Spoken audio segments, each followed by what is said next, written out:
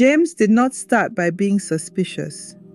Suspicion does not always come with shouting or anger. Sometimes it comes quietly, like a small thought you try to push away. At first, everything felt normal. Anita still laughed the same way. Her laugh was soft, like she was careful not to break happiness. She still called James my home. At night, she rested her head on his chest while the city made quiet sounds outside their apartment. If anything, Anita loved James even more than before, and that was what made James uncomfortable. It began with messages. Anita did not stop replying to him. She just replied more slowly. Not slow enough to be rude, just slow enough for James to notice. When James asked what she had been doing, her answers always made sense. She said she was at work. She said she was talking to family. She said she had long days, just like always. She was calm. She was gentle. She was logical. Too logical. Then James noticed the phone. Anita carried her phone everywhere. She did not try to hide it. She acted normal about it. During meals, the phone lay face down on the table. When she went to the bathroom, the phone went with her. At night, she slept with it under her pillow. James told himself this was normal. One evening, without thinking, James picked up her phone to check the time. The phone locked. James froze. Anita looked at him. She was not angry. She was not upset. She was curious. "Since when do you need my phone?" she asked softly. James smiled, said sorry, and gave it back. But later that night, while rain tapped gently on the roof and James stared at the ceiling, he felt something change. Not trust, awareness. The apartment began to feel different. Not scary, just watchful. Anita started asking more questions. Had James eaten? Where was he going? When would he be back? Was he feeling okay? She said she was just being loving. James wanted to believe her, but sometimes something strange happened. The exact moment James arrived somewhere, his phone would buzz. "You there? You home? Please tell me you're okay." The first few times felt sweet. By the 10th time, it felt strange. James told himself he was imagining things. Anita had always been caring. Maybe he was the one changing. Then the calls started. Anita would leave the room to answer them. Sometimes she went to the kitchen, sometimes to the hallway. Her voice became quiet and serious. Not playful, not happy, focused. Through the walls, James heard small pieces of her conversations. "Later tonight. I understand. Please keep checking." One afternoon, James came home earlier than usual. He heard Anita talking before she noticed him. "We're still waiting," she said softly. When she saw James, she jumped a little. "It's just work," she said quickly. She ended the call at once. That night, Anita did not let James turn his back while sleeping. Soon, James began having strange dreams. He woke up with his heart beating fast. Sometimes, he felt like someone had been watching him. Anita was always awake when this happened. Her arm rested across his chest. Her fingers touched him gently, like she was counting his breaths. "You're okay," she whispered. "I'm here." James did not remember telling her he was afraid. James told himself to stop thinking so much. He told himself that trust was important, that love should not feel like someone watching you all the time. But doubt is patient. It waits quietly. And days inside, James felt that doubt growing. Because love was not supposed to feel like this. And whatever Anita was keeping from him, it was getting closer. James did not talk to Anita the next day. He told himself many reasons. He said he needed more proof. He said he did not want to blame her for something she did not do. But the real reason was simple. James was scared. He was scared of what Anita might say, and even more scared of what she might not say. The next few days were very quiet. Not the loud quiet of anger, not the cold quiet of people pulling apart. It was a careful quiet. Anita still cooked food, still asked James how his day went, still kissed him goodbye every morning. But something felt different. Her movements were slow and careful, like she was thinking before every step. James noticed how often she looked at him, not in a clear way. Quick looks in mirrors and windows, looks that ended the moment he noticed them. James wondered if she had always done this, or if he was only seeing it now. At work, James could not focus. His emails did not make sense, and meetings passed without him listening. His phone lay on his desk. Sometimes it buzzed. Sometimes it stayed quiet. When it buzzed, it was always Anita. "Have you eaten? How are you feeling today? Please call me when you leave." The words sounded kind, but the timing felt strange. That evening, James did something different. He took a longer way home without telling Anita. Not to test her, he told himself. He left work, turned off his usual road, and drove slowly through streets he did not know well. His phone buzzed. "You're still at work?" James did not answer. A minute later, another message came. "Are you okay?" Then another. "James, please answer me." His chest felt tight. When James finally got home, Anita was already there. She did not shout or ask questions. She hugged him too tightly. "I was worried," she said softly. James did not speak. That night, James could not sleep. He lay awake listening to Anita breathe beside him. He wondered if she was asleep or awake too, listening to him. After some time, he felt her move. Her hand rested on his chest, still, like she was checking something. James closed his eyes and pretended to sleep. The next morning, James saw the cable. It was not easy to notice, and that was what made it strange. A thin charging wire ran from the wall and disappeared under the bed. James stared at it and told himself it was nothing, but he could not remember seeing it before. That day, Anita did not go to work. She said she was not feeling well. James said he could stay home, but she said no too quickly. "I'll be fine," she said. "Just rest." James left feeling uneasy. All day he thought about the cable. That night, everything changed. Anita fell asleep very fast. No phone in her hand, no quiet calls, no walking around the room. She said goodnight and slept within minutes. James lay awake staring at the ceiling.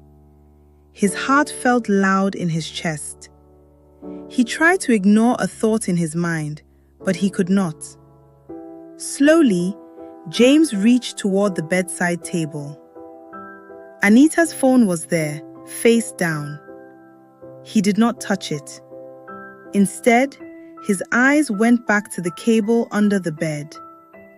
He reached down and his fingers touched something hard, plastic. James pulled it out. A phone. Not Anita's main phone.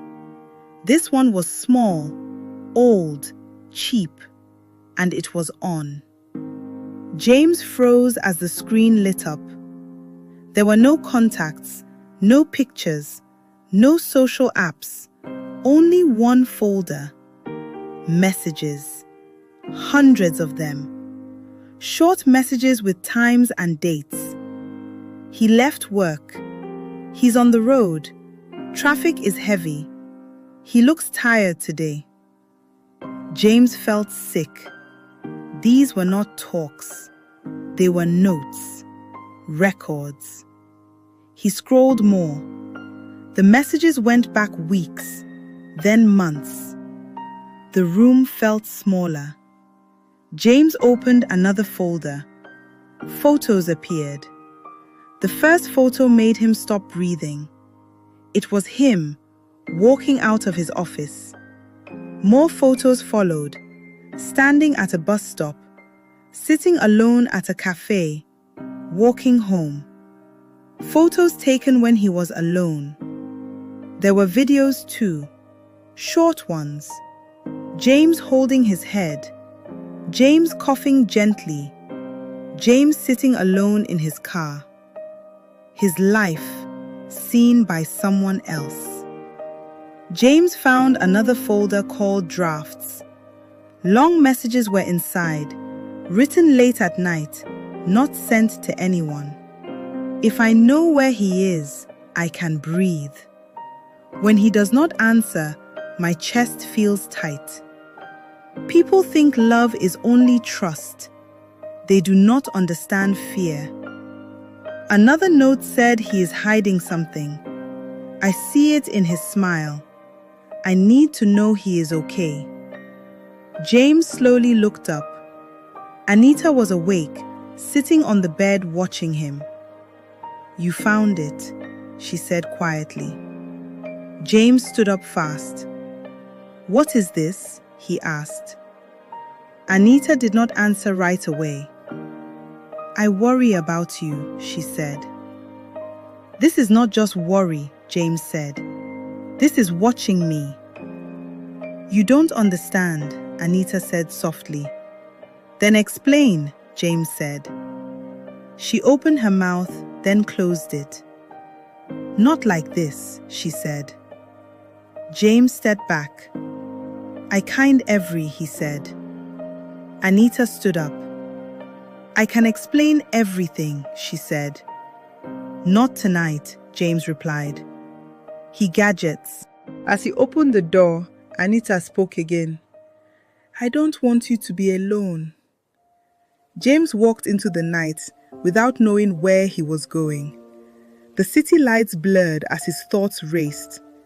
Fear, confusion, something he could not name. Near morning, his phone buzzed. Please come home. I'll tell you everything. James did not answer. Another message came. I never wanted to scare you. Then another. I did this because I was afraid of losing you. James took a deep breath. Against his better judgment, he turned back. James stood outside the apartment for a long time before going in. The lights were on and the door was unlocked. Nothing looked broken or out of place, yet everything felt different. He stepped inside slowly, like someone walking into a space that no longer felt fully his. Anita was sitting at the dining table. 2 cups of tea were placed in front of her, untouched and cold. She did not stand up when she saw him. She did not rush toward him. She only looked tired, like someone who had been waiting for a long time. I'm glad you came back, she said softly. James did not sit. He stayed where he was, his keys still in his hand. You said you would explain, he said. Anita nodded. I will, she replied. But please listen without stopping me. James hesitated, then nodded. Anita took a slow breath. I didn't start watching you because I didn't trust you, she said. I started because I was afraid. James stayed silent.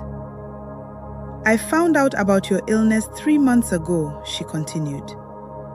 James became very still. You were not supposed to know, he said. I know, Anita replied. You left your medical results open on your laptop. I wasn't looking for them. I just saw them. The room suddenly felt smaller, like the walls had moved closer. Anita folded her hands together to keep them steady. At first, I didn't understand the words, she said. Then I searched them, and everything changed. She paused for a moment. Your sickness could get worse, she said quietly, and no one could say when. James looked away, his eyes fixed on the floor. I was going to tell you, he said. I know, Anita replied. But you kept smiling. You kept planning the future. You talked about tomorrow like it was promised. I didn't want to be the person who took that hope away. Silence filled the room. The clock on the wall ticked loudly. The first time I followed you, Anita said, was the day you became weak at work. James turned to her. What? I was nearby, she said. I saw you fall. I saw people help you. I saw the ambulance arrive. James stared at her. You never told me. You told me it was nothing, she said gently. I watched you hide the truth because you didn't want to scare me.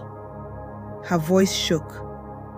So instead, I scared myself. She explained the late calls and the quiet nights. I was speaking to doctors and hospitals, she said.